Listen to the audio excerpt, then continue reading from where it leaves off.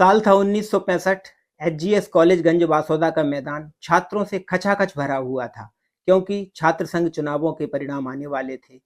और जैसे ही छात्र संघ अध्यक्ष के नाम की घोषणा हुई, तो उपस्थित नौजवानों की भीड़ ने एक 20 साल के युवक को अपने कांधे पर उठा लिया और उसे अध्यक्ष बनने की शुभकामनाएं दी।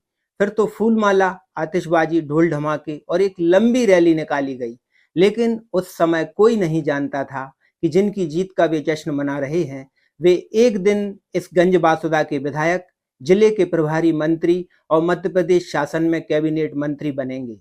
जी हाँ, मैं बात कर रहा हूँ पूर्व कानून मंत्री मध्य प्रदेश शासन वीर सिंह रघुवंशी की। नमस्कार, जय हिंद, वंदे मातरम। मैं Ravindra Jain news cafe network में आपका स्वागत करता हूँ। 1984 में श्रीमती इंदिरा गांधी के निधन के बाद उपजी सद्भावना की लहर में पूरे देश में कांग्रेस ने जीत का परचम लहराया और देश को मिले संचार क्रांति के जनक प्रधानमंत्री राजीव गांधी। और विदिशा जिले की गंजबासौदा सीट पर भी पंजे का परचम लहराया और 20 सालों के बाद कांग्रेस पार्टी पुनः सत्ता में आई। जीते वीर सिंह रघुवंशी और उनके निकटतम प्रतिद्वंदी रहे भारतीय जनता पार्टी के अजय सिंह रघुवंशी। आइए उस समय के चुनावी आंकड़ों पर हम नजर डालते हैं। कुल वोटों की संख्या थी 94,567। वोट डाले गए थे 59,034, यानी कि 52.43% वोट डाले गए थे।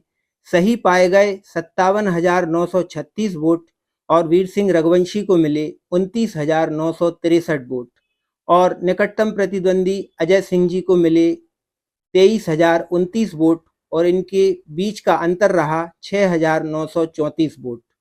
दोनों प्रत्याशी रघुवंशी समाज से आते थे, दोनों की ग्रामीण क्षेत्रों में मजबूत पकड़ थी और दोनों बड़े और सम्भ्रांत परिवारों के होने के साथ साथ खेती किसानी के व्यवसाय से भी जुड़े हुए थे।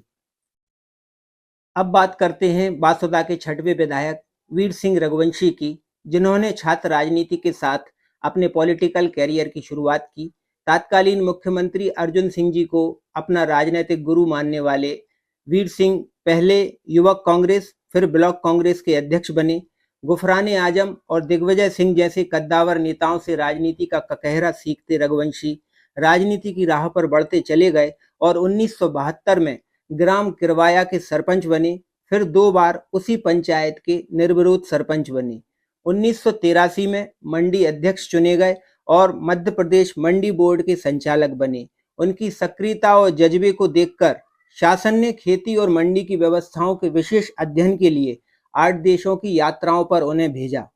फिर आया साल 1985 और एक नारा बुलंद हुआ, ना जात पर ना पात पर, इंदिरा जी की बात पर, मोहर लगेगी हाथ पर। क्षेत्र में कांग्रेस पार्टी के उम्मीदवार बने वीर सिंह रघुवंशी।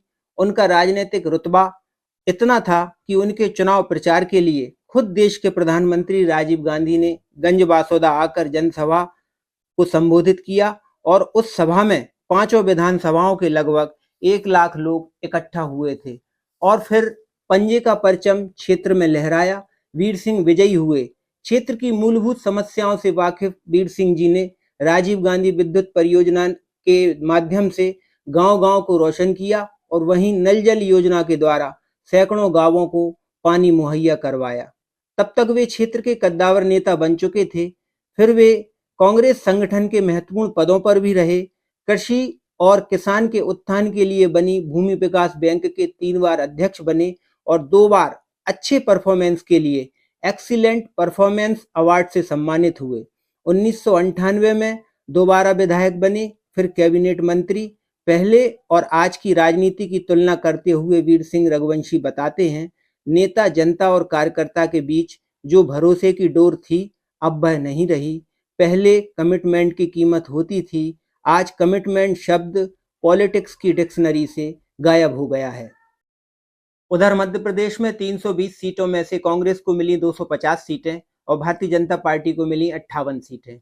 यूं तो प्रदेश का मुखिया अर्जुन सिंह जी को बनना तय था, लेकिन हाईकमान के आदेश और राजनीतिक चहलकदमी के चलते उन्हें पंजाब का राज्यपाल घोषित किया गया और मध्य प्रदेश के मुखिया बने मोतीलाल वोरा। लेकिन बीच में 11 महीने के लिए अर्जुन सिंह जी फिर मुख्यमंत्री बने, फिर मोतीलाल वोरा दोबारा मुख्यमंत्री बने और अंत में लगभग 3 माह तक श्यामाचरण शुक्ल मध्य प्रदेश के मुख्यमंत्री रहे। उधर केंद्र में सहानुभूति की लहर के चलते कांग्रेस पार्टी ने 400 से अधिक सीटें जीतकर बड़ा जनादेश प्राप्त किया और एनटी रामाराव की तेलुगु देशम पार्टी ने 30 सीटें जीती, मुख्य विपक्षी दल बना और राष्ट्रीय विपक्षी दल बनने वाला पहला क्षेत्रीय दल था तेलुगु देशम पार्टी। उधर भारतीय जनता पार्टी को केवल 2 सीटें प्राप्त हुईं। गुजरात के मेहसाणा से ए.के. पटेल और आंध्र प्रदेश की हनुमनकोड़ा सीट से सी जंगा रेड्डी जीते थे। और देश को मिले सबसे कम उम्र के प्रधानमंत्री राजीव गांधी, संचार क्रांति, जवाहर नवोदय विद्यालय, सी.डॉट, पंचायती राज, राष्ट्रीय शिक्षा नीति जैसी महत्वपूर्ण उपलब्धियां इस पंचवर्षीय में रहीं और मतदान करने की न्यूनतम आयु 21 वर्ष से कम करके 18 वर्ष भी राजीव सरकार के कार्यकाल में ही हुई थी। लेकिन बोफोर्स घोटाले और साहिबानो केस की वजह से सरकार के माथे पर सलवटें आ गई थीं। आज चुनाव की इतनी ही जानकारियां।